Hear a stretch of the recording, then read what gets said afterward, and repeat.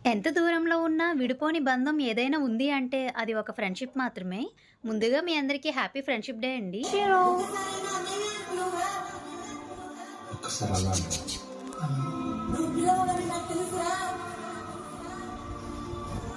ఇంకొకసారి అను.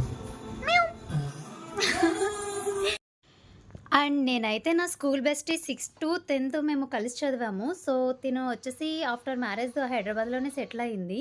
సో, ఎప్పుడైనా మేము కలుస్తూ ఉంటామనమాట. ఇంకా ఇక్కడ నాకు దగ్గరలో ఉన్న ఫ్రెండ్ అంటూ ఉంటే తినే ఉంది. అండ్ తను నేను మాల్‌కి వెళ్దాం అనుకున్నాం ఫస్ట్. బట్ ఇక్కడ ఫుల్ వర్షం స్టార్ట్ అయిపోయిందనమాట.